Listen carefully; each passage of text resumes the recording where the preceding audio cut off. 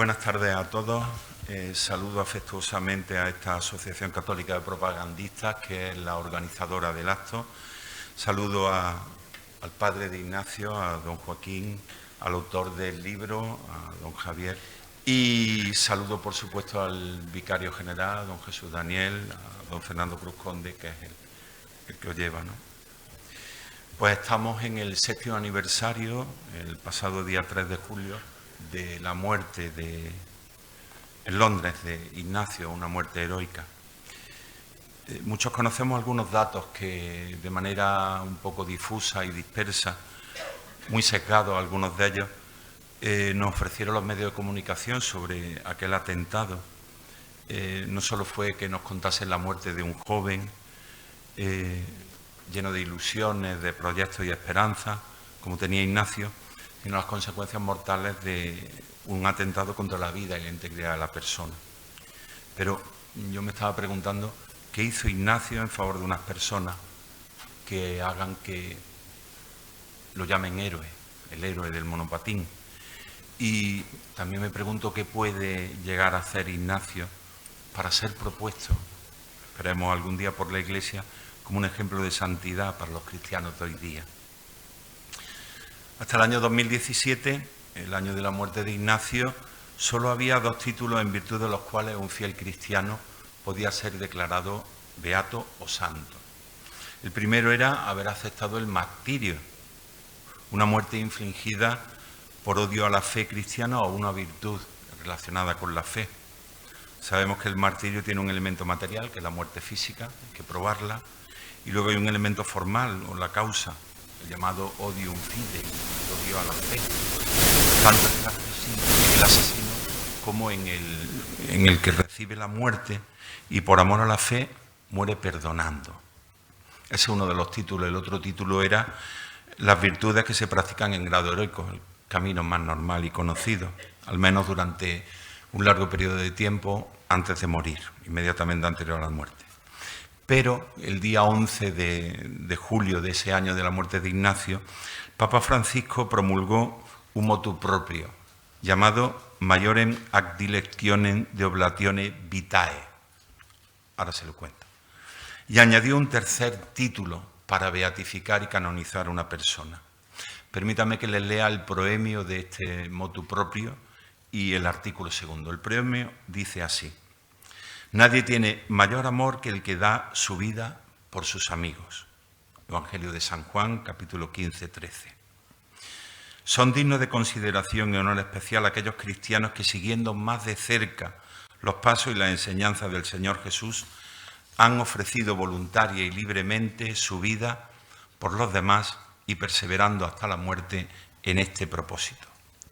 Es cierto que el ofrecimiento heroico de la vida, sugerido y sostenido por la caridad, expresa una imitación verdadera y completa y ejemplar de Cristo, y por tanto es merecedor de la admiración que la comunidad de los fieles suele reservar a los que han aceptado voluntariamente el martirio de la sangre o han ejercido heroicamente las virtudes cristianas.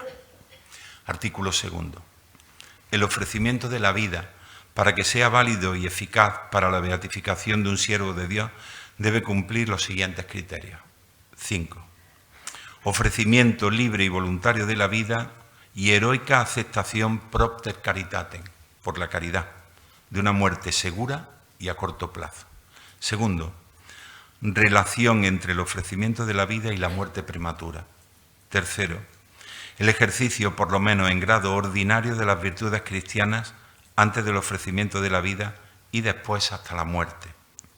4. Existencia de la fama de santidad y de los signos, al menos después de la muerte. Y por último, necesidad de un milagro para la beatificación, sucedido después de la muerte del siervo de Dios y por su intercesión. En definitiva, el ofrecimiento de la vida por amor es expresión suprema y heroica de la imitación de Cristo y es reconocido como un título para la beatificación. Este ofrecimiento debe ser un acto humano, voluntario, libre y continuado en el tiempo, arraigado en la caridad y, por tanto, explícitamente cristiano. Se excluye cualquier expresión de exaltación patológica, egocentrismo exhibicionismo o simple altruismo o un deber por el propio oficio. El ofrecimiento generalmente madura en un ambiente de práctica cristiana, de las virtudes cristianas, aunque en algunos casos puede ocurrir repentinamente debido a la intervención imprevista de la gracia divina. Y se exige una sólida fama de santidad y de signos, favores, para iniciar un proceso de canonización y beatificación por este título, además de un milagro para beatificar.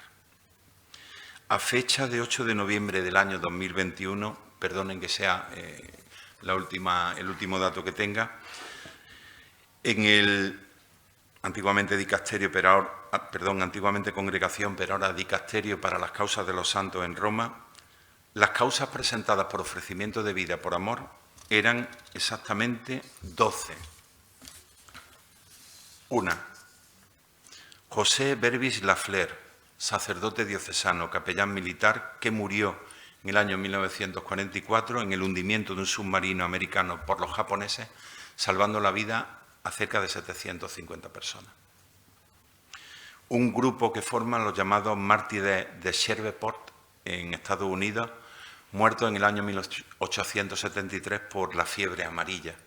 Son el padre Francisco Lebesuet, Luis Guerján, Juan María Viler, Isidoro Quemeré y Juan Pierre, todos ellos sacerdotes diocesanos. Otro es un carabinero italiano llamado Albino Badinelli, laico, que murió el año 1944 asesinado por los nazis por refugiar y salvar a unos partisanos a cambio de ofrecer su vida por unos rehenes civiles. Dos españoles, Inés Arango Velázquez, era María de las Nieves en religión, religiosa profesa de las terciarias capuchinas de la Sagrada Familia, y el obispo Alejandro Lavaca Ugarte, de los capuchinos, obispo de Pomariensis y vicario apostólico de Aguaricoensis. Murieron en Ecuador, asesinados por una tribu de indígenas, la tribu de los Tagaeri, un martirio terrible. En el cuerpo de ella se contaron más de 80 lanzazos, pero la causa está introducida por ofrecimiento de vida. Francisco de Castro Holsworth, laico, abogado brasileño que murió en el año 1981, se intercambió como rehén en una revuelta carcelaria. A día de hoy es el único que ha sido declarado venerable y el primero por esta causa de ofrecimiento de vida. Pero me gustaría señalar que al principio se inició como martirio y luego fue reconducida a este ofrecimiento de vida una vez que el Papa Francisco lo citó varias veces en el Sínodo de la Amazonía.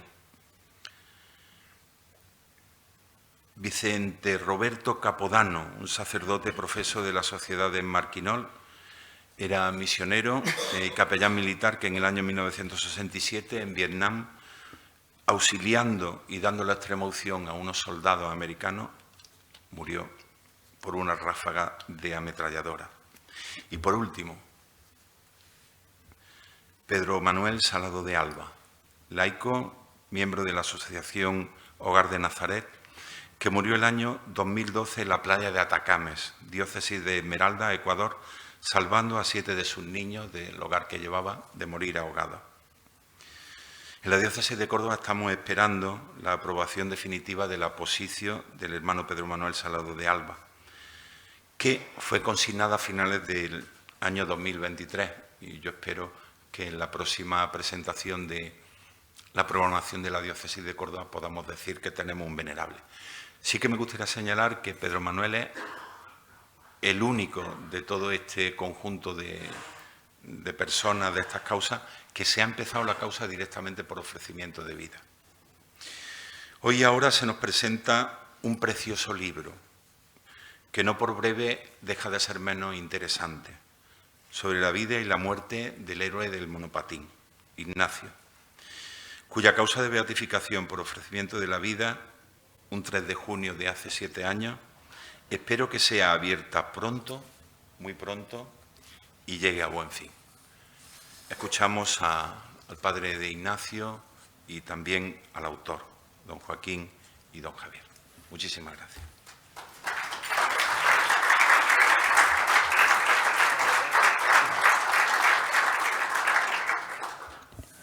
Pues muchísimas gracias por acompañarnos en esta tarde.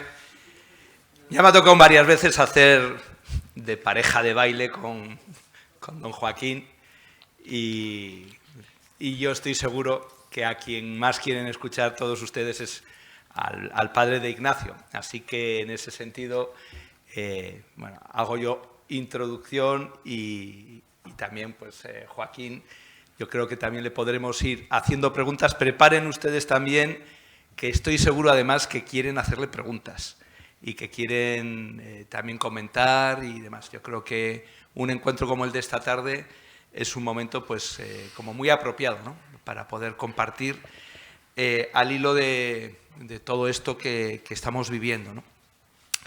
Me presento, me llamo Javier Segura. El libro, en realidad, lo hemos escrito entre dos autores, Julia y yo, que, bueno, les cuento cómo fue el génesis porque yo creo que es bonito. Cuando conocí yo a Joaquín, fue de una manera un poco, iba a decir, curiosa, porque yo estoy dirigiendo un grupo de jóvenes que fundó un jesuita, el padre Tomás Morales, venerable, y bueno, dentro del trabajo que realizamos con los jóvenes, pues es una línea muy educativa, ¿no? Así que en esa línea educativa, una de las cosas que montamos cada 3 años es un encuentro ecuménico en Inglaterra. Y bueno, pues viendo qué hacer allí en ese encuentro y con los jóvenes allí, pues lo que llevamos varias veces haciendo es un musical. Es un reto hacer un musical en inglés en Inglaterra para ingleses y con chavales. Les animo, si alguna vez quieren ustedes padecer del corazón, a que se metan en un lío como ese. Bueno, pues nos lo planteábamos, habíamos hecho uno anteriormente sobre San Pablo, siempre con temática cristiana, y entonces hacía muy poquito que había sido el atentado que le costó la vida a Ignacio. Los que estábamos como educadores nos vino como un flash. Además fue de esto que varios de nosotros a la vez, sin habernos puesto de acuerdo, lo pensamos. ¿De qué podemos hacer el próximo musical en Inglaterra? Y pues como un relámpago la figura de Ignacio pues se nos ofreció, ¿no?, como una oportunidad. ¿Por qué? Bueno, pues era obvio, era una figura cristiana, era un puente entre Inglaterra y España, un puente además dicho así porque era el momento que Inglaterra acababa de romper el Brexit, y Ignacio significaba un puente porque él había muerto y vivido en Londres, pero era español, ¿no? A mí me dio un cierto pudor y reverencia el día que me acerqué por primera vez a la casa de Joaquín y de Ana, porque yo había escuchado las noticias en la tele, como todos ustedes, y había sentido admiración, algo dentro de mí, yo creo que de toda España, se movió. Hubo una sintonía de corazones en el que entendimos que lo mejor de nosotros estaba ahí, y lo había contemplado con veneración, ¿no? Por eso cuando íbamos a preparar el musical, claro, obviamente no podíamos hacerlo sin la autorización de la familia, sin el visto bueno, ¿no?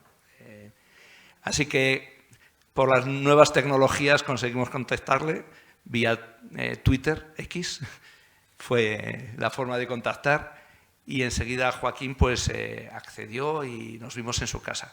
Y como les digo, para mí fue un momento reverencial, fue casi pisar sagrado, ¿no?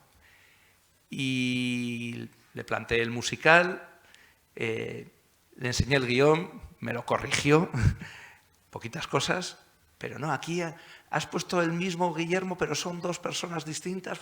Lo típico que tú, cuando haces el musical, aunque yo había leído el libro, y era en el que nos basábamos, que había escrito el padre de Ignacio, pues digamos que en ese momento, bueno, pues basándonos en eso, pero la recreación del musical estaba muy basado en los hechos reales, pero con una cierta ficción para poder orquestarlo, las últimas 24 horas de Ignacio. El musical hemos estado 3 años de gira y ha sido una experiencia muy, muy gozosa, entre otras cosas porque Joaquín y Ana nos han acompañado en todas las veces que hemos representado el musical en distintos sitios de España. Hemos estado, bueno, pues desde Las Rozas, que fue la inicial que hicimos. Nos impresionó lo primero, cuando uno se pone a hacer un musical con un grupo de chavales y que lo primero que te encuentres es que el rey de España te escribe una carta en apoyo, dices, uy, empezamos fuerte. Pero fue así, fue así. Joaquín le dijo a la Casa Real que queríamos que se iba a hacer este musical y una carta de Su Majestad de los Reyes en apoyo expreso al musical y a que se transmitiese y se perpetuasen los valores de Ignacio.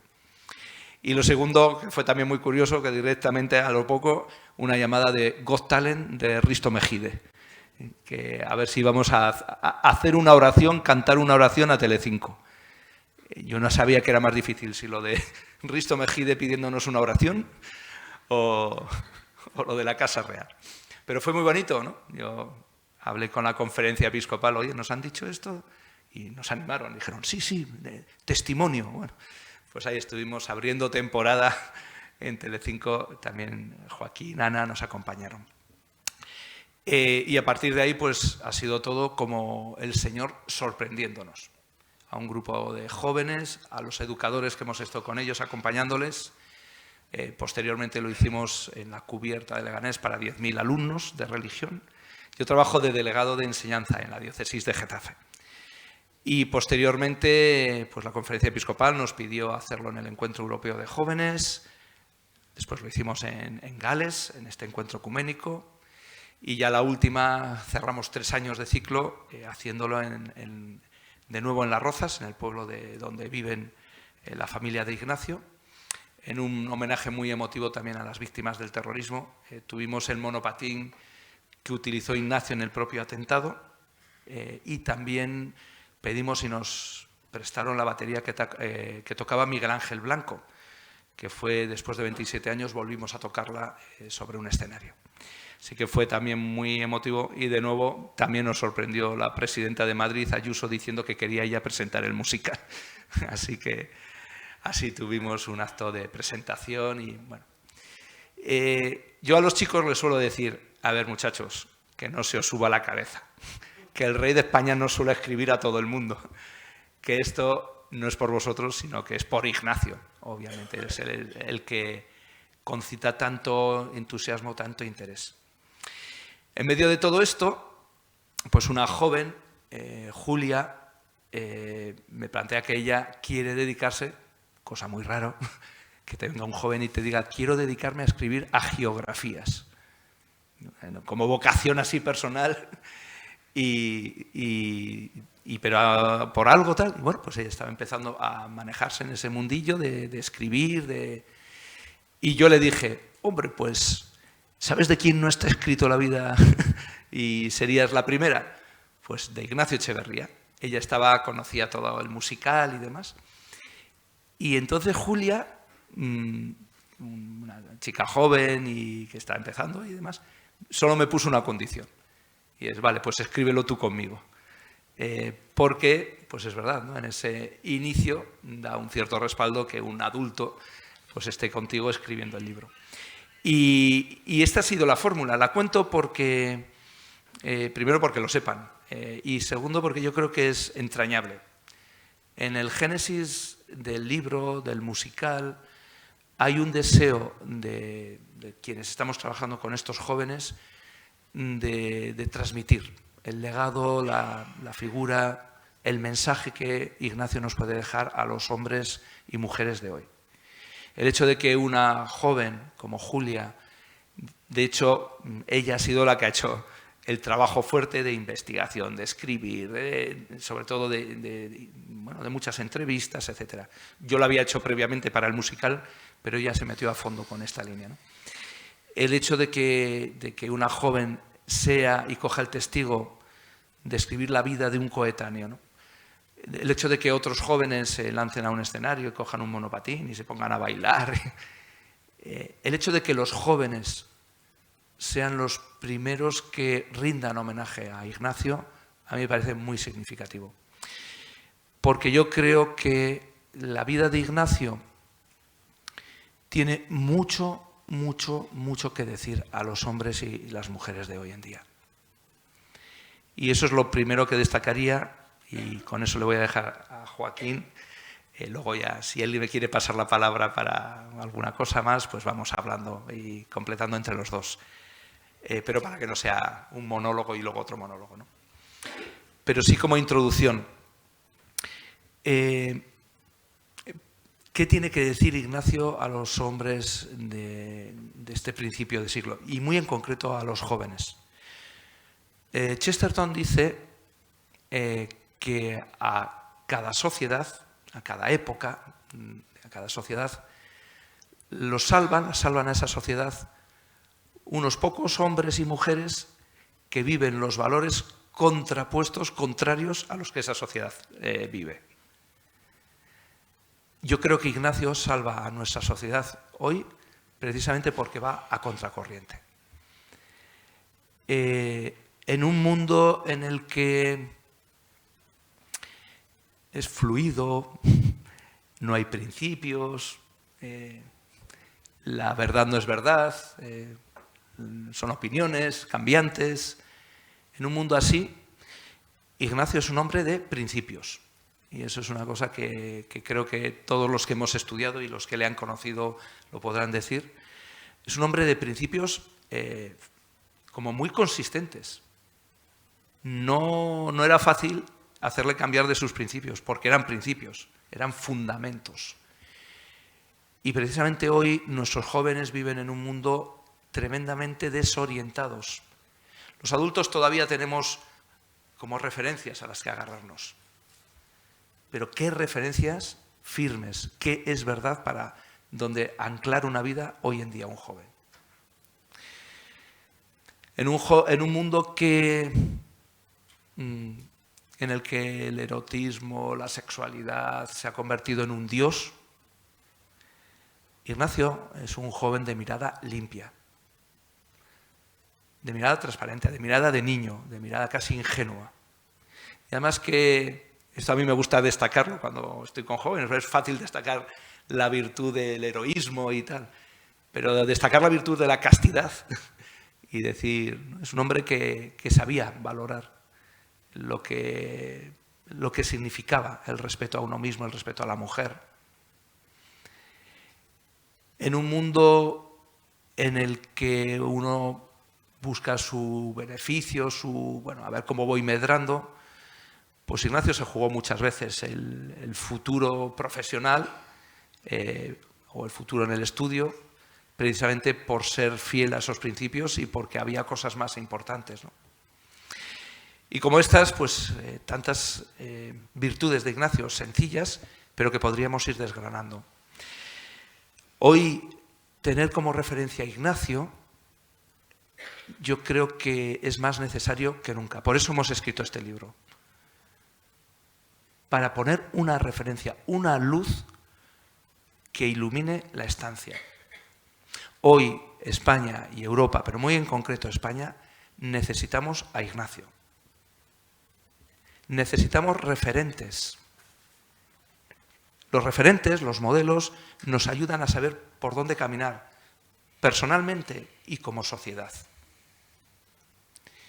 Y creo que estamos en un tiempo en que es necesario que, especialmente los adultos y todas las asociaciones, y por eso es un agradecimiento muy especial a todo ese esfuerzo que la Asociación Católica de Propagandistas está haciendo, y muy en concreto con la figura de Ignacio, es necesario que pongamos de manifiesto esos referentes. Y le doy pues especialmente las gracias a Joaquín, al padre de Ignacio que nos acompaña hoy, a su madre Ana, que hoy no puede estar aquí con nosotros, precisamente por por haber hecho posible este referente. Joaquín suele decir, y él dice que bueno, tal, Ignacio es Ignacio, suele como ponerse de menos, ¿no? Bueno, yo después de este tiempo acompañándole y conociendo a esta familia, puedo decir que Ignacio era como era, también porque tenía los padres que tenía. Así que muchísimas gracias, Joaquín, por habernos legado a tu hijo, que ya no es solo tuyo, sino que es pues de toda la sociedad.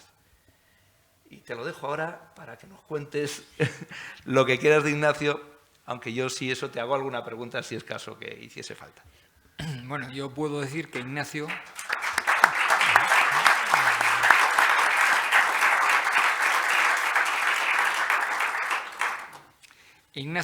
era un hombre bueno. Ignacio era un hombre bueno que se toma la vida en serio, en el sentido de que intenta hacer las cosas bien. Hacer las cosas bien y ser bueno.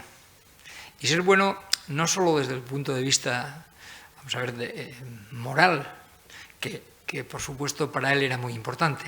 Él quiere ser un buen profesional. Él quiere hacer bien las cosas que hace y se esfuerza. Y se esfuerza y compite consigo mismo. Es un hombre que no compite con los demás. Él compite consigo mismo. Él se analiza, ve qué cosas quiere hacer, analiza sus fallos, analiza sus limitaciones y se esfuerza en corregirlas. Voy a contar una anécdota que puede parecer ridícula. Ignacio va a un campeonato de skate por primera vez en su vida, siendo un niño pequeño, va con un amigo que tiene muchas mejores condiciones físicas que él, a presenciar el campeonato. Y dice Ignacio, yo hoy compito. Y le dice el amigo, ¿pero cómo vas a competir si no sabemos patinar? Dice, yo compito. El amigo no compite porque sabe que no está, y él patina de rodillas, porque no se sostenía sobre la tabla. Pero él estaba compitiendo consigo mismo, no le importaba hacer el ridículo. Eso no era su problema. Su problema es que él quería participar en aquella competición. Bueno, supongo que habrá dado para reírse a algunos, pero a él no le importaba. Y lo mismo que eso, se esfuerza en las muchas cosas de su vida. Ignacio es un hombre corriente. Me dicen que no diga corriente, que diga normal, pero era corriente. Es decir, no era excepcional en nada. Ignacio no era una persona brillante intelectualmente, no estaba excepcionalmente dotado para los deportes, ni muchísimo menos. Otra cosa es que si lo vemos patinar, ha dejado testimonios de que patinaba, que hace cosas que tienen mérito. Por ejemplo, ¿no? Ignacio, él en la formación básica y en el bachillerato nunca suspende una asignatura, pero cuando llega al bachillerato, los psicólogos que llegan al centro hacen unos análisis, le dan el informe, se lo dan a los niños, me parece un disparate, y llega a casa desmoralizado porque le dicen que no vale para estudiar y que debe ir pensando en aprender un oficio. Su madre es la casa, le dice, tranquilo, Ignacio, tú vas a estudiar porque quieres estudiar y esfuérzate. Y ese año pues aprueba todo y saca buenas notas, no excepcionales, peores notas que las de sus hermanos en el mismo grado, cuando habían pasado por donde él estaba o los que pasaron después, pero saca unas notas buenas. Al año siguiente lo meten en un grupo, el primer día de clase vuelve diciendo que lo han metido en un curso que no hay más que repetidores, que va a ser un desastre. Su madre va al instituto y quiere que reordenen los grupos, no sé si lo reordenan, pero a él lo meten en un grupo normal y vuelve a probar todo y a sacar buenas notas. Ignacio es un hombre que ve que tiene que aprender idiomas, él tiene una ventaja, que es que su madre, cuando nos casamos, año 74, era programadora de ordenadores, pero deja el trabajo porque pensamos que me van a destinar fuera, y cuando más tarde voy a trabajar a Puentes de García Rodríguez, se matricula en la Universidad de Distancia porque había alternativas. Bueno, una alternativa era tomar muchos cafés con las amigas y hay que intentar irse a la última porque a las que se van yendo se las pone verdes. Bueno, eso es mi prejuicio, ese es mi prejuicio. Pero ella decide que en lugar de participar en eso, que estudia. Y allí no había posibilidad de trabajar con ordenadores y se pone a estudiar Derecho. Y sus hijos la ven estudiar. No hace una carrera rápida, la hace lenta, la casa requería mucho, pero ellos ven a su madre estudiar. Eso es un buen referente para ellos. Ignacio se matricula en la Escuela Oficial de Idiomas para reforzar su francés y su inglés, estudia en el bachillerato en el instituto el francés como segundo idioma, los compañeros que no tenían segundo idioma se iban a casa, él se quedaba estudiando. Es decir, es un hombre que se esfuerza siempre, es un hombre que se esfuerza.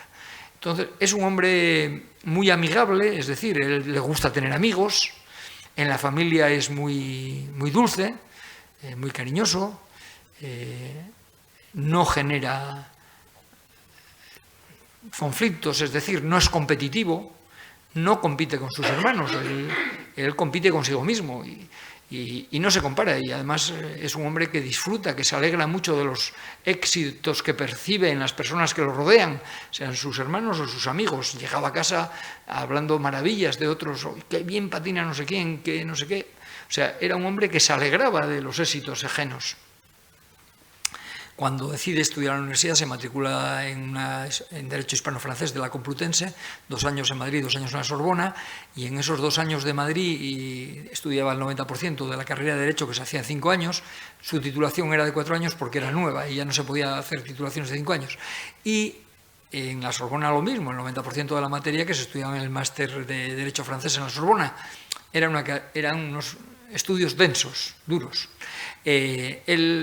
Bueno, va pasando cursos y en el segundo curso de la Sorbona tiene una profesora que es un peso pesado de la política francesa y que en opinión de Ignacio da dogma marxista, que no da la asignatura. Entonces él la interrumpe y dice, oiga, ¿por qué no se ciña al programa y se deja de darnos dogma marxista? Pierde un curso. Repite con esa asignatura. Al año siguiente se aburre mucho porque tiene muy poco que hacer. Lo visitamos 3 veces. Porque temíamos por su estado emocional, por su salud mental. Saca una entrada permanente para poder ir al cine todas las veces que quiera de una cadena. Era barato, si tú pagabas un dinero podías ir a todas las sesiones de cine que quisieras. Eso también lo ayuda a estar entretenido y además a aprender francés. También es verdad que, a pesar de su penuria de su francés era inferior a los estudiantes del liceo francés o de otros sitios con mucho más conocimiento que él, pero en tercero había pasado. O sea, el curso primero de la Sorbona pasa. Estaba repitiendo ese segundo curso con sensación de fracaso y ya digo, refuerza su francés yendo al cine. Y visita casas de familias francesas que habían hecho intercambios. Nosotros teníamos en nuestra casa en verano normalmente un niño francés o 2 simultáneamente, a veces un irlandés y un francés. En algún momento, como el irlandés no quería aprender español, teníamos 2 mesas de comer y en una mesa se hablaba en inglés y en otra en español. Entonces él visita esas casas, pero hace una visita a un sitio singular. Visita la casa fundacional del Sacré-Cœur, el Sagrado Corazón, donde era la madre superiora en aquel momento, Carmen Ornedo Correa, que era tía carnal de su madre, tía abuela de Ignacio, y que lo invita a pasar un fin de semana allí. Pasa el fin de semana en el convento y cuando llega ese viernes invitan al párroco local a cenar y el párroco se pone a servir vino y Ignacio dice, yo no tomo vino. Y el párroco le dice, ¿y por qué no tomas vino? Y Ignacio dice, porque mi padre no quiere que tome vino. Y el párroco dice, ¿y qué importa lo que quiera tu padre si no está aquí? Y dice, está usted equivocado. Mientras mi padre pague mis estudios y corre con mis gastos, yo hago lo que diga mi padre. Bueno, yo no sabía que me tomaba tan en serio. Pero bueno, eso fue lo que dijo. No necesitaba presumir. Ignacio no necesitaba decir, ay, yo es que a mi padre no lo hago. No necesitaba eso. Me discutía mucho. Teníamos muchas discusiones de principios. Por ejemplo, yo dejé de ir a misa y dejé los sacramentos porque yo estaba enfadado con la Iglesia Católica, porque todavía no entiendo cómo nos comulgaron al 90% de los sacerdotes del País Vasco y a todos los obispos. No lo he entendido todavía y en aquel momento eso me aparta de los sacramentos. Ignacio discutía conmigo y me decía que estaba equivocado. Me decía, estás perjudicándote a ti por lo que hacen otras personas, eso no es racional, papá. Igual que eso, otras cosas. Ignacio y yo teníamos distintos criterios en muchas cosas, no nos parecíamos en nada, se parecía mucho a su madre. Entonces, Ignacio hace eso. Ignacio, voy a contar alguna anécdota que perfila su carácter. Ayer Javier Ando hablaba hace un momento de la castidad.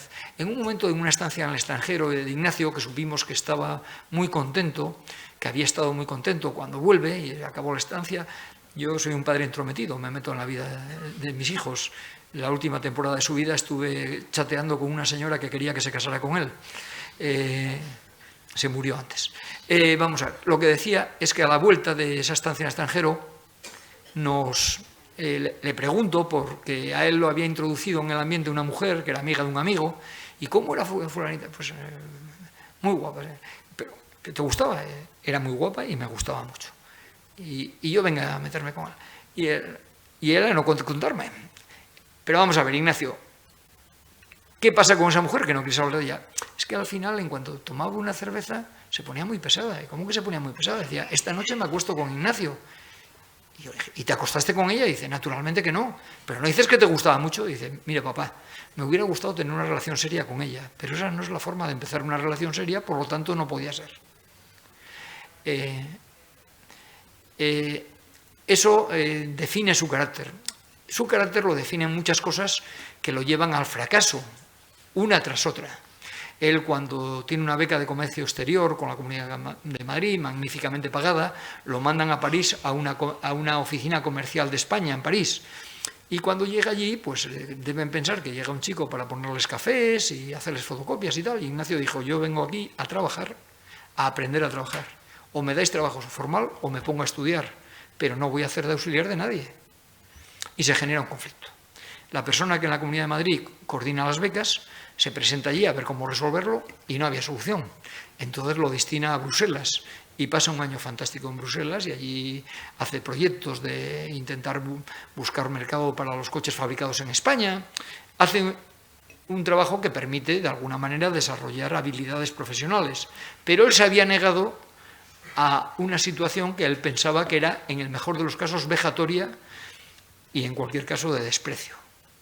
No lo aceptaba. Pasa el tiempo, bueno, va teniendo trabajos, hace los trabajos que puede, porque le costaba trabajo, él era tímido y le costaba trabajo además mentir, no sabía mentir. Entonces, cuando en una entrevista de trabajo empiezan a preguntarle, en España hay gente que es capaz de ser simultáneamente entendido en geotermia y en geotecnia y en ginecología. Él no, él solo podía, él explicaba lo que sabía y lo que no sabía, y eso le dificultaba. Ignacio estuvo montando muebles en Leroy Merlin, estuvo repartiendo publicidad por los buzones para una agencia. Digo, después de tener una licenciatura en Derecho Española y un máster en Derecho Francés. Pues hizo trabajos, los que fue encontrando, haciendo lo que pudo. Estuvo asesorando de asesoría fiscal telefónica para la agencia tributaria y trabaja en trabajos auxiliares en bancos. Y ya se enfoca, ya empieza su vida a parecer que lleva un camino profesional. Está en la auditoría, bueno, primero en la asesoría jurídica y luego en la auditoría interna de Natixis, y lo contrata ya con trayectoria, ya con bastante currículum. Había tenido una beca también Leonardo en Alemania, porque también estaba estudiando alemán, y cuando ya está enfocado, pues lo contrata el Banco Popular a través de un outsourcing, es decir, que paga el dinero una empresa, el Banco Popular le paga a una empresa y esa empresa manda a Ignacio y le paga el sueldo a Ignacio, y entonces deciden que funciona y lo hacen empleado del Banco Popular como eventual, no sé cómo eventual. Y cuando lo quieren hacer fijo de plantilla, pues entran por el medio los psicólogos y los psicólogos dicen que no vale, que es tímido, a la calle. A todo esto él había estado en misiones en Argelia y en Marruecos, y siendo él el que hacía las presentaciones, era el último del equipo, los demás eran fijos de plantilla, eran más importantes que él, pero el que manejaba mejor el idioma era él y por tanto hacía él las presentaciones. Bueno, a la calle. Cuando se encuentra en la calle, él dice, se me acabó la vida profesional, ya no vuelvo a encontrar un trabajo bueno. Entonces decide que tiene que reinventarse. Y entonces prepara el Proficiency. Él había vivido 8 días en Irlanda y saca el proficiency, lo aprueba. Y eso no es fácil. Los que estáis cerca del inglés sabéis que eso es muy difícil. Y además él intenta buscar una habilidad profesional que le permita ofrecer algo que no tengan otras personas, y se dedica a estudiar la persecución del delito económico, leyendo revistas, entrando en internet, haciendo lo que puede para capacitarse en eso. Después de la muerte de Ignacio, un policía se me acerca y me dice: ¿por qué hablan de Ignacio del monopatín? Si yo lo veía cuando cuidábamos a mis hijos en el patio donde vivía tu hijo Enrique, y Ignacio estaba con tus sobrinos, en la temporada de paro de Ignacio. Ignacio no llevaba más que libros y revistas. Decía, bueno, pero es que el día que murió tenía un monopatín en la mano. Murió levantando un monopatín para que no lo apuñalaran. Entonces es normal que se hable del monopatín. Entonces, lo que digo es que este hombre se capacita, consigue que lo contrate un banco español que trabajaba mucho con el norte de África y con Irán, y lo contratan para que haga dictámenes de si este proyecto se puede financiar o no, en función de si está blanqueando dinero, si está blanqueando tráfico de armas, perdón, blanqueando drogas, blanqueando tráfico de armas, financiando proyectos nucleares de Irán, etc. Y él hace sus dictámenes, mientras tiene un director de asesoría jurídica, él no tiene que dar la cara, él solo hace los dictámenes, y el director de asesoría jurídica es el que da la cara. Pero claro, echan al director de asesoría jurídica y pasa a ser él el que va a los consejos a defender los proyectos. Y le dicen, estás siendo muy duro, o bajas la mano o estás poniendo en riesgo tu contrato. Lo echaron. Tardó un tiempo, lo echaron. En ese tiempo él presenta trabajos de esa materia en Madrid, en congresos, y le piden que vaya a Londres a presentarlo. El banco le dice que no le paga el viaje, y la organización del congreso son organizaciones que no tienen dinero. Le pagan viajes 2 veces para ir a presentar trabajos a Londres. O sea que era un cierto referente, porque era original, decía cosas.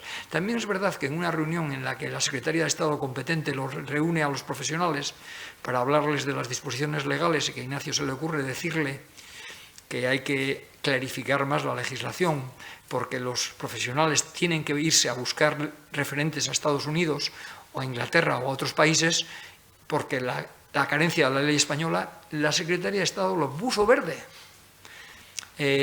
Quizá eso fue un apoyo para poder echarlo del banco. Cuando pierde el empleo por otra vez, se pone a buscar trabajo y le decimos, Ignacio, tienes que ir a París, allí tienes título.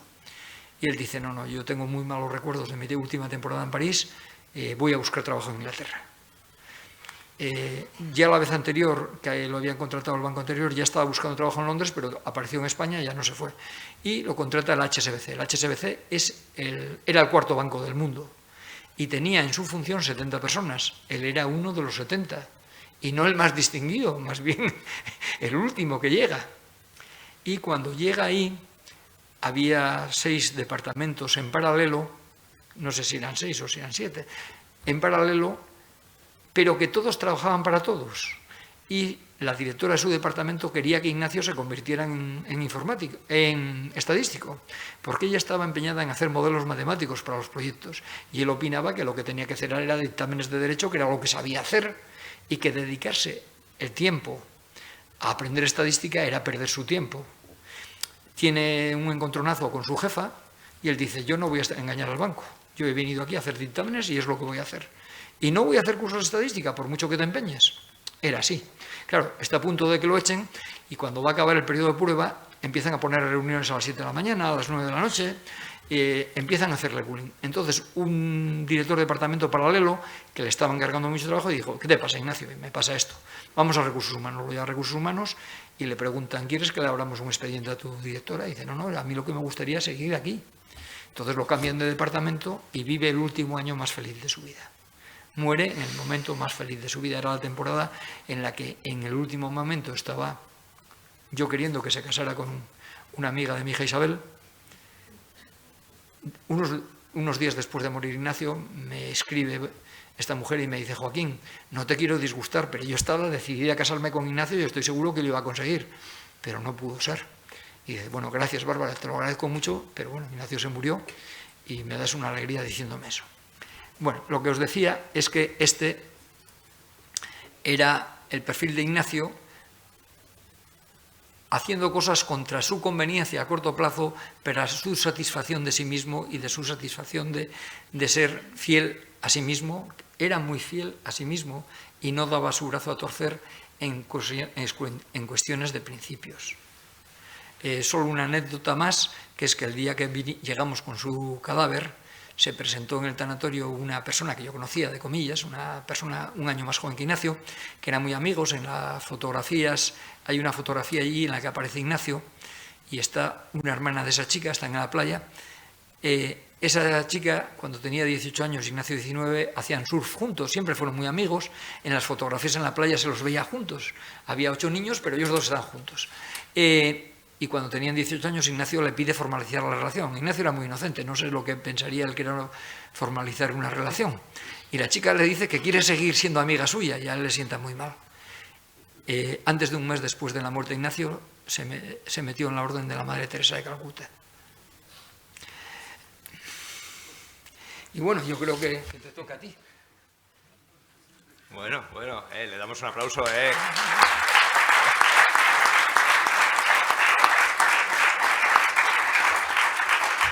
Bueno, yo voy a hacerle preguntas. Sí, vale. No. Bueno, yo voy a hacer preguntas, pero vayan preparando ustedes también, las preguntas, los comentarios.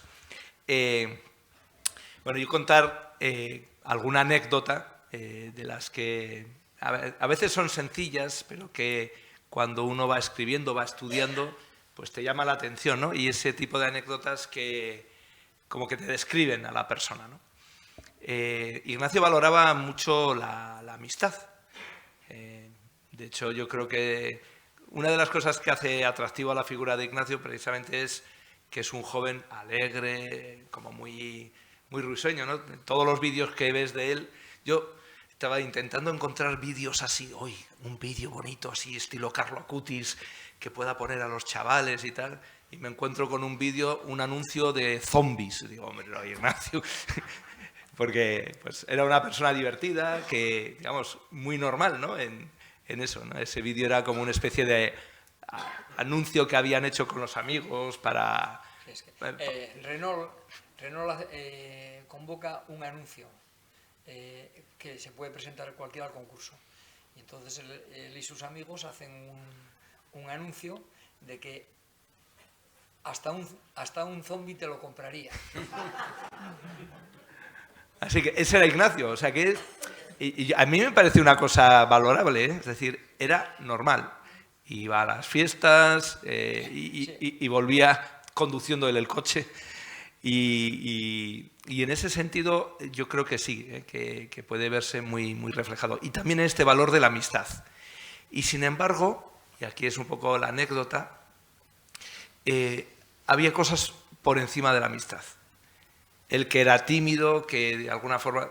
Y hay una anécdota que a mí pues me gusta especialmente, ¿no? Y yo hago la intro y también Joaquín nos la puede completar con algún dato que él quiera más, ¿no? Pero en un momento dado, siendo el jovencillo todavía, pues uno de la cuadrilla con la que iba, etcétera, pues hacen una pintada en una iglesia. Y no una pintada especialmente... Una pintada buena, no. Y una pintada contra la iglesia, blasfema, etcétera, ¿no? Y entonces, sin decir nada, no monta el pollo, tal, pero Ignacio deja de ir con los amigos y se queda solo. Y entonces le preguntan, ¿no? Porque claro, dice, bueno, le echan en falta de alguna forma, ¿no? Y entonces él dice, no, yo no puedo ir con personas que hacen esto. Y entonces renuncia a la amistad. Al final, la historia tiene un final feliz porque lo que acaban es los amigos reorganizándose en torno a Ignacio y quedándose fuera, por decirlo así, aquellos que actuaban de esa forma, ¿no? Pero me parece, es una de esas anécdotas de juventud, pero que muestran mucho su temple en los dos sentidos, ¿no? De la amistad, también a nivel cristiano, y de este estilo, ¿no? Que me parece que también es un referente. Sí, bueno, Ignacio era una persona que intentaba... Era una persona alegre, que disfrutaba de la vida, quería vivir, quería tener amigos, quería tener ambiente, pero que también tenía renuncias. Ignacio, cuando muere y llegamos con su cadáver al tanatorio, se presenta un señor vestido de legionario que tenía una traqueotomía, se le entendía muy mal lo que decía, y venga, me lo trae mi hijo Enrique, se quita una condecoración y se la prende a la bandera que tenía encima del féretro, y al final me enteré de lo que estaba pasando allí. Lo que pasaba es que Ignacio, una temporada que estuvo en el paro, había un chico, un hijo de ese señor, del matrimonio, porque él se venía con su señora, pero no dejaba hablar a la señora, y estaba muy acelerado, muy emocionado. Y entonces tenía un hijo que estaba pasándolo mal, y le habían ido a buscar apoyo donde habían podido, y en servicios sociales del su pueblo les habían dicho que buscaran un referente, un chico joven, un referente que lo ayudara. Y entonces había encontrado a Ignacio, pero claro, Ignacio no los conocía a nadie. Y Ignacio, al parecer, pasó muchas tardes en su casa charlando con ese chico y dándole ánimos, y cuando el chico ya estaba medio bien, llevándolo a sus ambientes, reuniéndolo con sus amigos, introduciéndolo en la pandilla, y ese chico, cuando muere Ignacio, pues era una persona de orden, una persona que llevaba una vida, se había recuperado. Pasado el tiempo, cuando me volví a encontrar a este señor, le quise devolver su medalla, una medalla de las entregadas en Sara, cuando vergonzosamente entregamos aquello al rey, perdón por el juicio, al rey de Marruecos. Lo que digo es que se la quise devolver y me dijo, no, es de Ignacio. Dije, sí, será de Ignacio, pero me gustaría que la tuviera tu hijo y que supiera que era tuya y de Ignacio. Dice, no, mi hijo no se la merece como tu hijo, o sea que no, quédate con ella, es de Ignacio. Vale. Pero Ignacio, igual que eso, cuando en Londres, cuando volvimos al tanatorio, llega un chico que era hijo de un italiano, de un marroquí y una italiana, no sé, un matrimonio mixto. Y este chico había ido a Londres y le habían dado el teléfono de Ignacio y le había contactado. Y entonces se parte una pierna y lo mete en un hospital. Y este hombre pues no tenía arraigo ninguno allí y lo mantienen en el hospital en aquellas condiciones y está a tiempo. Y entonces Ignacio pasa muchas tardes acompañándolo para que no esté solo, porque no tiene nadie que lo visite. Y eso me lo cuenta, esa persona me lo cuenta a mí. O sea, Ignacio era muy generoso con su tiempo y con los demás.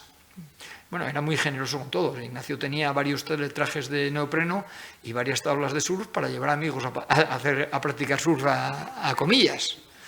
Ignacio ponía su coche para viajar, porque era mayor que otros que patinaban, y se iba y llevaba a sus hijos a patinar a Salamanca o a Santa Pola, que tenemos una casa, bueno, mi mujer tiene una casa, a Santa Pola para que fueran a patinar. Es decir, Ignacio ponía mucho de su parte, pero también su tiempo.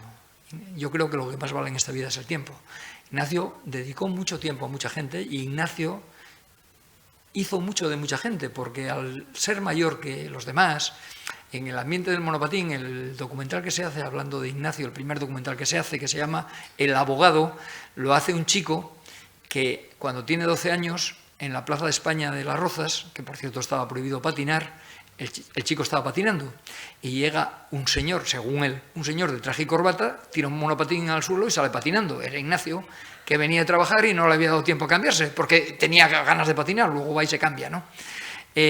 Entonces el documental que hace es El abogado, y en ese ambiente, claro, muchos chicos, que Ignacio tuviera titulación y tal, lo llamaban abo. O sea que en las pistas donde se patina, de vez en cuando aparece escrito abo, pues es Ignacio. Entonces quiero decir que Ignacio dedica mucho tiempo. En un momento dado llega su madre después ya mayor, abre un bufete, un bufete de pueblo donde atiende todo lo que llega. Ignacio le pide que defiende a un amigo. Este amigo, Ignacio ya era mayor, ya tenía 20 y tantos años, este amigo tendría 15 o 16 y había hecho una pintada en el instituto y había firmado con su seudónimo. Entonces le pusieron una denuncia. Entonces Ana fue al juzgado a intentar sacar al chico del apuro. Y entonces la jefa de la secretaría, no la secretaria, que es una profesora, sino la jefa de la secretaría, que era representada del instituto, le dijo a mi mujer: este chico es una pena, ha dejado de venir al instituto y es un fuera de serie. Es que este chico es un fuera de serie. Y además nos hace una pintada y firma. Y claro, tenemos que poner una denuncia. Y Ana las convence de que retiren la denuncia. Y la retiran. Entonces Ana, este chico era muy habilidoso con el ordenador, y entonces Ana empieza a contratarle trabajos en su bufete, que le ordene archivos y tal. Bueno, el concepto de Ana y su despacho tenía un concepto un poco benéfico. Una temporada dio asistencia gratuita en el Servicios Sociales de Las Rozas. Durante un tiempo ella daba la asesoría jurídica gratuita, ¿no? Evidente por Atamoren, ¿no? Entonces, lo que digo es que este chico se anima, se matricula en informática en una academia, luego se mete en un grado, y cuando Ignacio estaba en Londres, ya habían pasado años, este hombre decide aprender inglés, y se va a aprender inglés ¿a dónde va? A Oxford, que menos, o sea, lo que más le sonaba, ¿no? Y se va a Oxford. Y entonces, en la empresa en la que trabajaba, una empresa automóvil, le dicen, tú no te puedes ir, te necesitamos, porque es el que les hacía la página web y tal. Entonces él dice, no, yo es que quiero aprender inglés. Y dice, no, pues sigues trabajando para nosotros y te pagamos en Londres. Bueno, pues le pagan en Londres y ya. Quiero decir que algo sabía hacer aquel hombre. La última vez que supe de él, ya hace como 6 años, después de morir Ignacio, estaba en Austria, porque allí se esquiaba y seguía trabajando en esas mismas condiciones, porque eran fuera de serie, y fue capaz de ordenar su vida y adquirir un conocimiento reglado que le permite ganarse la vida.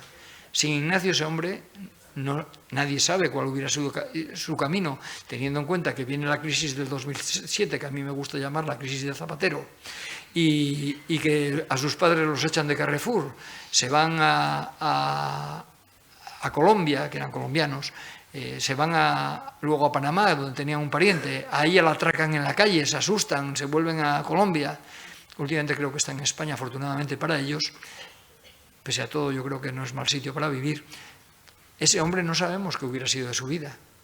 Y es un excelente profesional que se gana bien la vida. Probablemente Ignacio tuvo una gran influencia en su vida. Y en la de muchos otros, que él se pasaba la vida animándolos a que estudiaran. Me recuerda a mi padre, porque en las cartas de la guerra civil de mi padre, que tengo muchas y que cuando Ignacio me deje tiempo, me pondré a escribir un libro recogiéndolas, no para de escribirles a sus hermanos al frente o a su padre o tal, animándolos a que estudien esto y lo otro. Pues Ignacio hacía lo mismo.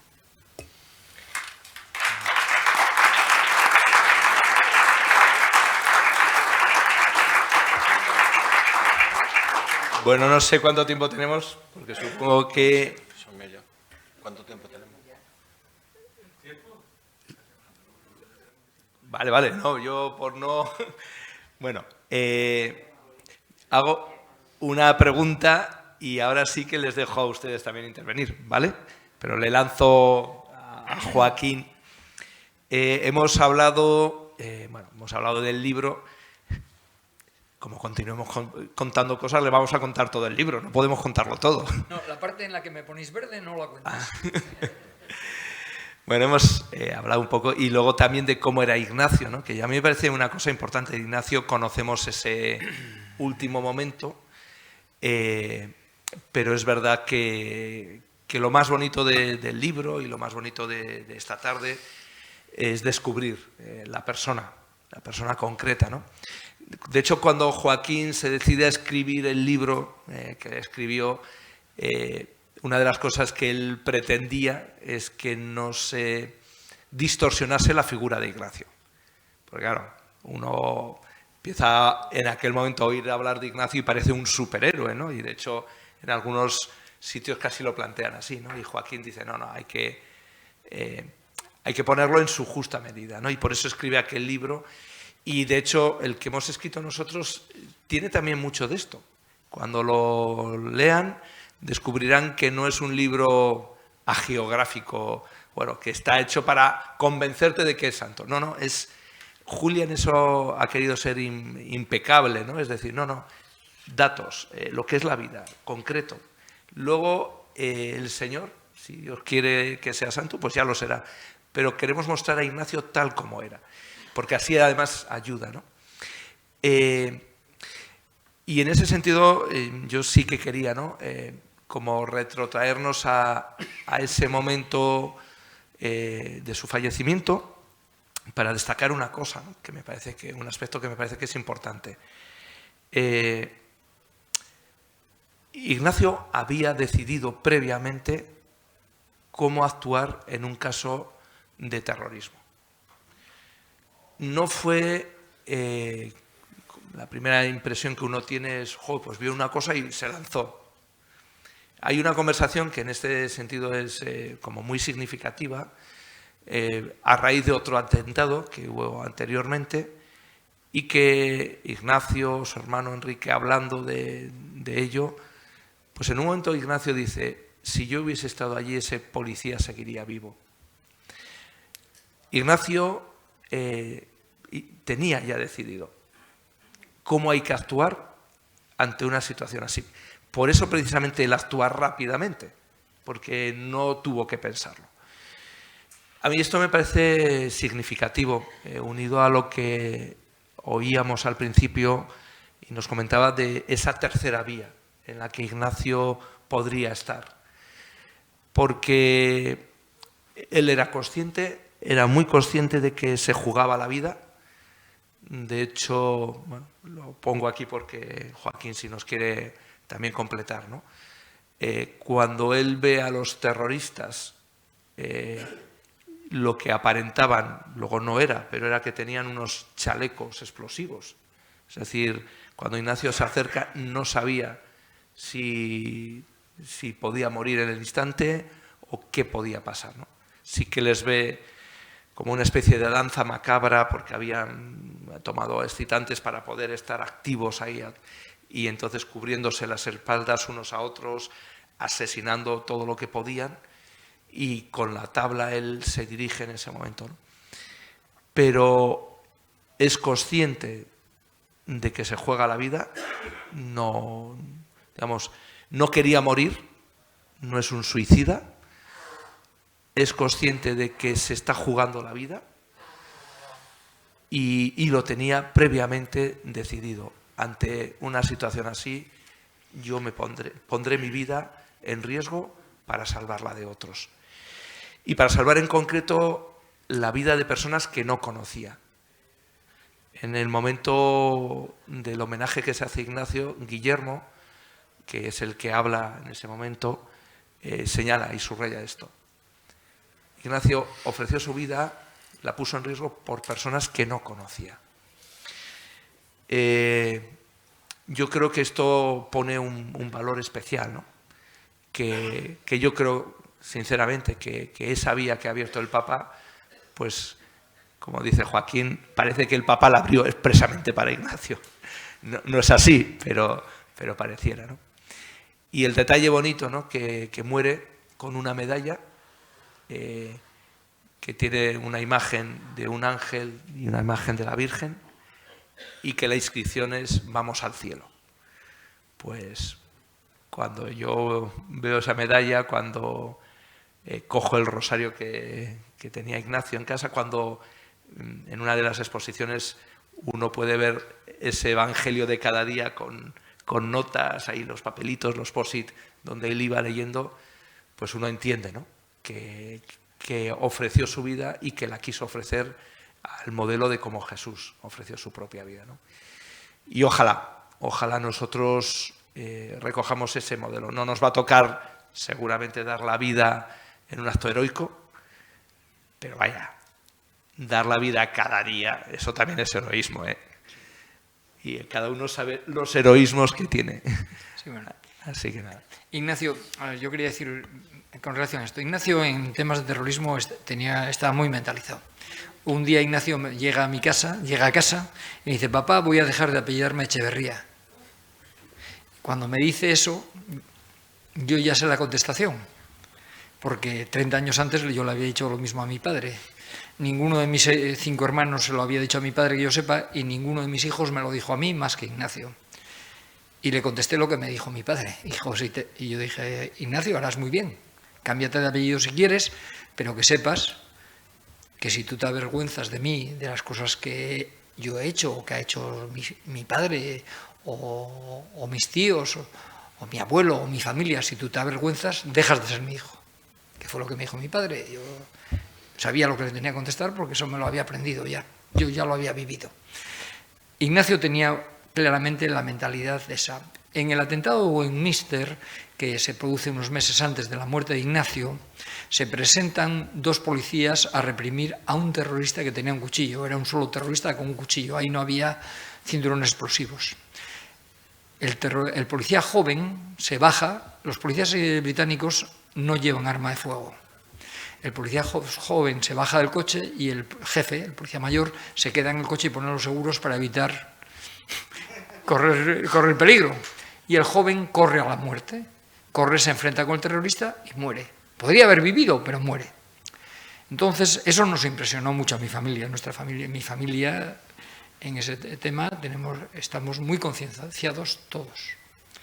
Entonces, en una celebración de su cumpleaños, él cumplía años el 25 de mayo, pero estuvo en España ya por el 17 de mayo, algo así, no sé exactamente qué día, y a él le gustaban mucho las fiestas con los niños. Y hacen una celebración de su cumpleaños con velas, canciones y todo lo demás. Entonces, charlando con su hermano Enrique, dice, si yo hubiera... Nos admiró mucho la actuación de ese policía, lo habíamos comentado varias veces. Entonces Ignacio dice, si yo hubiera estado ese día en Westminster patinando, él dice patinando, se ve que tenía confianza en su monopatín, ese policía estaría vivo. Y Enrique le dice, ¿y tú estarías muerto? Lo que hay que hacer es avisar a la policía. Y Ignacio dice, bueno, quién sabe, ¿no? Entonces, el día que él presencia el atentado, él sabe lo que tiene que hacer. Pero también es verdad que Ignacio presencia una escena que es para no intervenir. Es como para no intervenir. Porque Ignacio, y esto yo vi las grabaciones, a nosotros vino la policía británica a vernos 2 veces a España. El verano del 2017 no los quise recibir, pero ya el 18 ya no lo pude evitar y vinieron en primavera a traernos las testificales para que viéramos las testificales del proceso, y en el 19 vinieron otra vez a intentar convencernos de que nos presentáramos como parte en el juicio. Y entonces nos trajeron cosas, y una de ellas es una película en la que se ve a 6 policías corriendo hacia los terroristas, a Ignacio llegar con los amigos con las bicicletas y pararse, y pasar por delante huyendo 4 de esos 6 policías.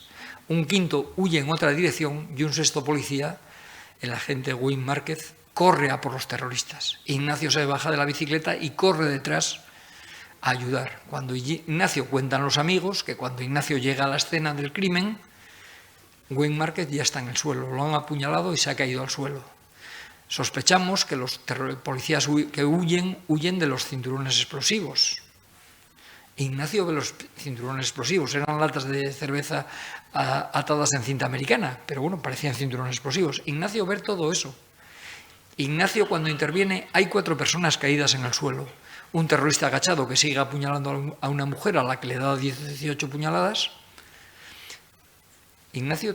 Hay 4 personas en el suelo, un terrorista agachado y 2 terroristas de pie custodiando al que está agachado.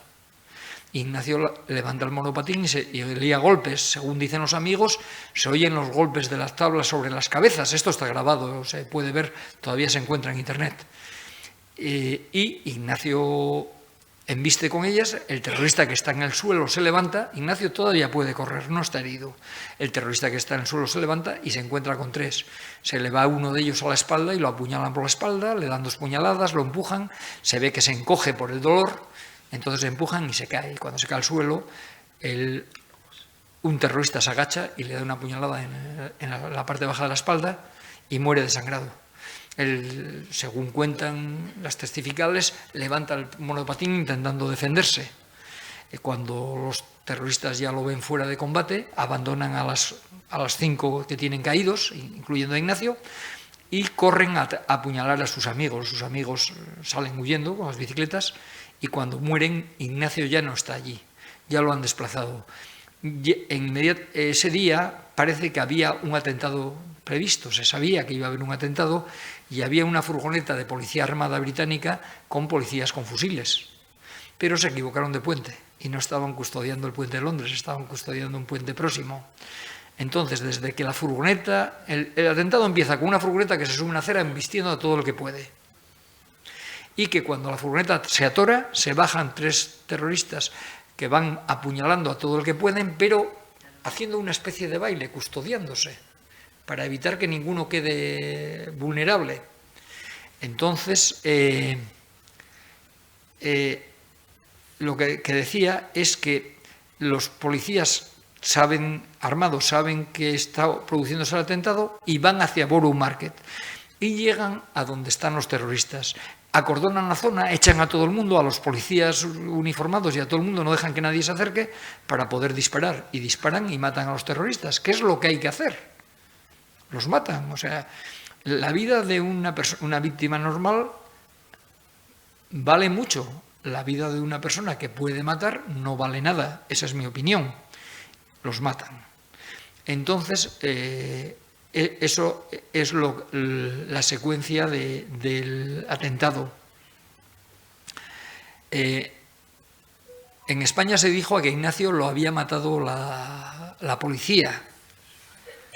A mí me consta que no. Estoy seguro que no. La autopsia que se hace en Inglaterra dice que tiene 3 puñaladas. En España se dice que lo mata la policía británica, en parte porque Isabel Durán quería forzar a los ingleses a decirnos algo. Y entonces dice que lo mató la policía para provocar el vómito y que hablen de una vez. Cuando después de que supimos que Ignacio está muerto, que nos enteramos un miércoles, la muerte es el sábado, al día siguiente nos organizan una misa en la embajada y a la salida de la misa el embajador me dice: Joaquín, se dice que a Ignacio lo mató la policía. Y yo le dije: Carlos, yo estoy seguro que no lo mató la policía. Y dice: pero se está diciendo. Y dije: mira, Carlos, si a Ignacio lo mató la policía porque quería matar a un terrorista y se confundió, mala suerte. Pero lo que no se puede permitir la policía londinense es que unas personas se estén matando sin hacer nada. Si mataron a Ignacio, mala suerte. Y le dije: y te digo más, si hubieran matado a mis 3 hijos, te estaría diciendo lo mismo. Ahí me falló la cabeza, porque mis hijas no valen menos que mis hijos. Pero no me acordé de ellas en ese momento.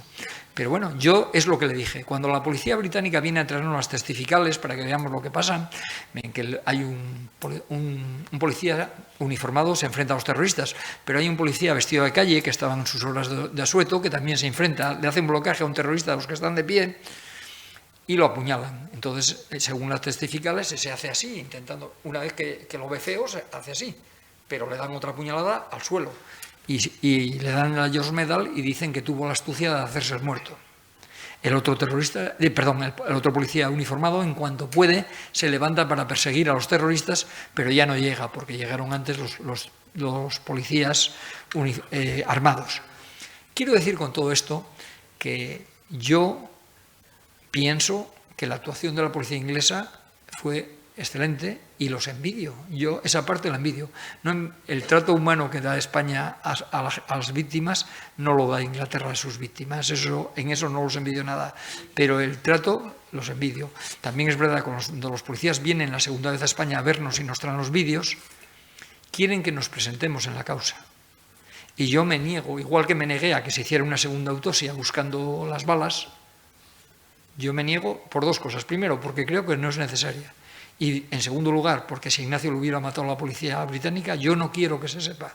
Yo quiero estar de parte de la policía británica, no de nada que la dañe. Yo estoy con Occidente todo el tiempo.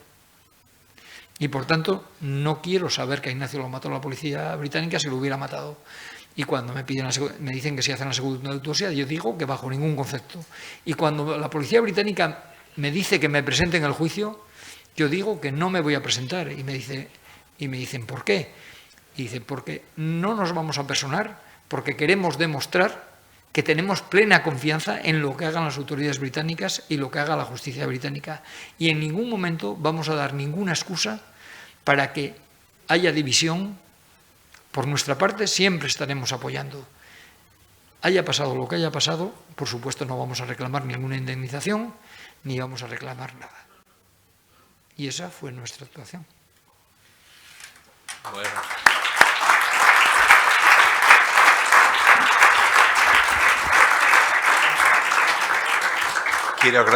Quiero agradecerle a los dos esas aclaraciones sobre los pronunciamientos previos de Ignacio ante unas situaciones de atentado terrorista, ¿no? A mí particularmente me ha clarificado mucho que esa voluntad que tenía Ignacio de en el caso de que sucediese una situación así, sería capaz de ofrecerse o por lo menos intentar salvar a esa persona, ¿no? Porque es un punto importantísimo en este tema de una causa por ofrecimiento de vida por amor. También es algo que señalar, porque no es una obediencia de vida ni un cumplir con un deber profesional, ¿no? Y actualmente, entonces, ¿tienen pensada ustedes abrir la causa, solicitar?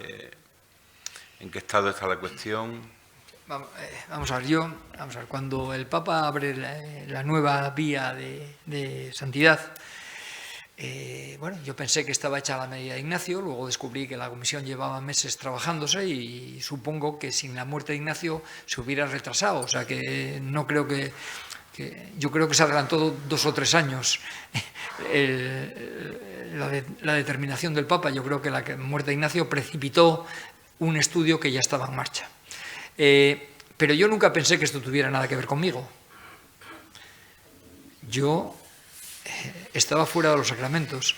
Cuando muere Ignacio, yo estaba acompañando a mi mujer a misa, pero realmente yo no estaba yendo a misa y estaba fuera de los sacramentos. Yo estaba acompañando a mi mujer porque es que hasta que Ignacio se marchó a Inglaterra, Ignacio llevaba a mi nieto Enrique a catequesis y se quedaba en misa con mis nietos pequeños, con los hermanos. Y entonces, como yo no acompañaba a mi mujer a misa, mi mujer empezó a ir con Ignacio. Y después, cuando Ignacio dejó de poder ir con mi mujer, yo empecé a acompañar a mi mujer a misa, pero no volví a los sacramentos. Yo estaba lejos de todo eso en ese momento. Cuando Monseñor Martínez Camino, en La Granda, en el 2017, en la Universidad de Granda, le dan una entrevista y dice que están pensando en canonizar a Ignacio, pues yo pienso que eso no tiene nada que ver conmigo, que es una cosa de la Iglesia Católica. Y entonces, al año de la muerte de Ignacio, que intentamos hacer una misa por su eterno descanso, y siempre confundo la iglesia, ¿no? Es en la que hicimos el funeral en el que estuvieron las autoridades.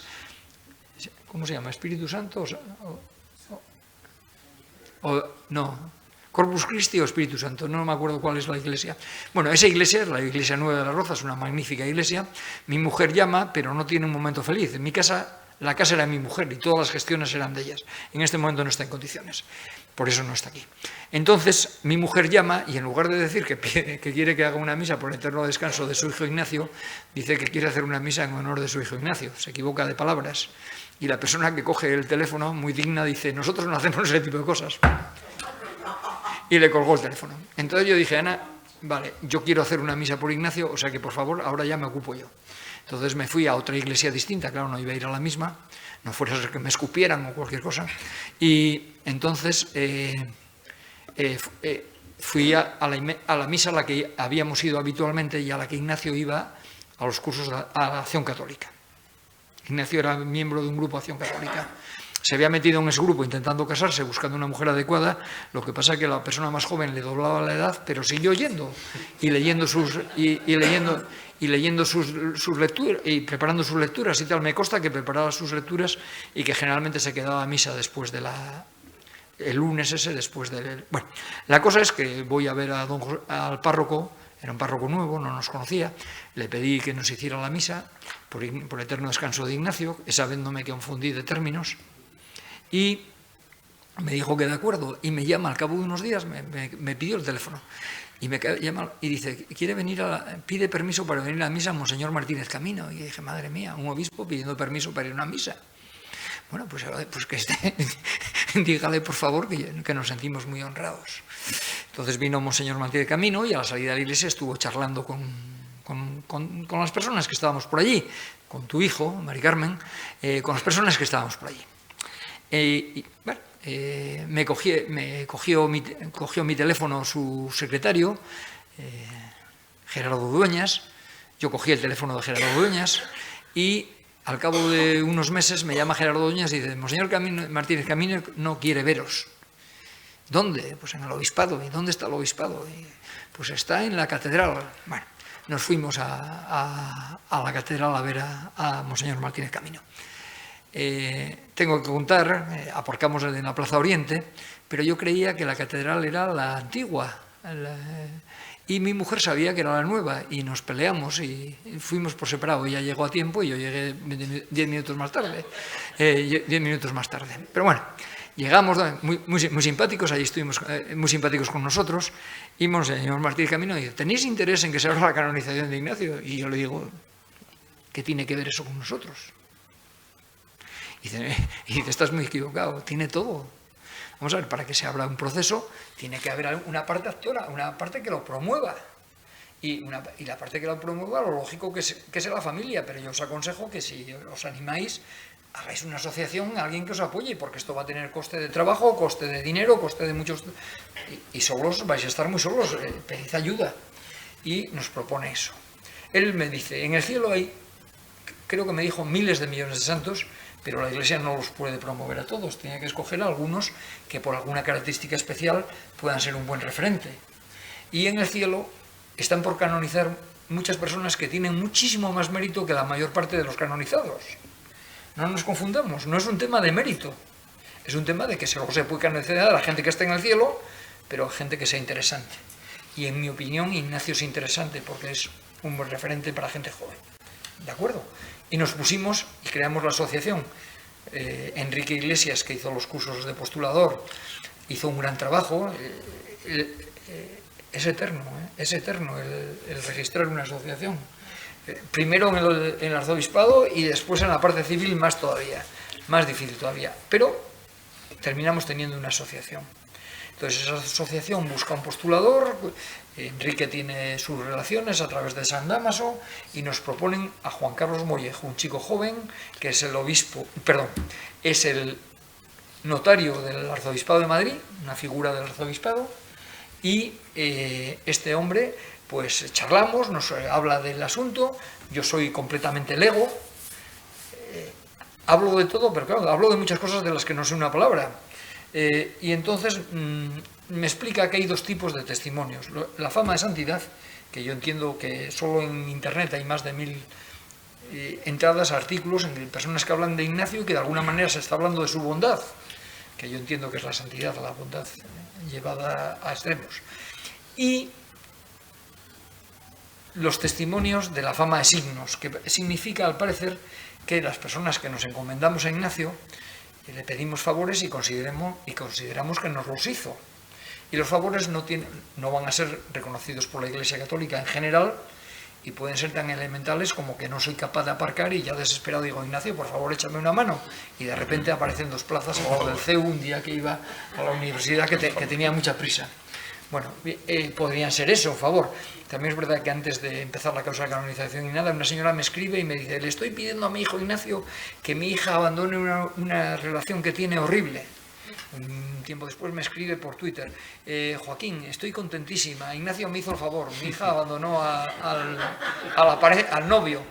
Después, mi hija encontró un hombre excelente que me gusta muchísimo, mi hija se casó, tal, mi hija tiene un hijo. Pues bueno, eso es fama de signos. Hay muchos testimonios de eso.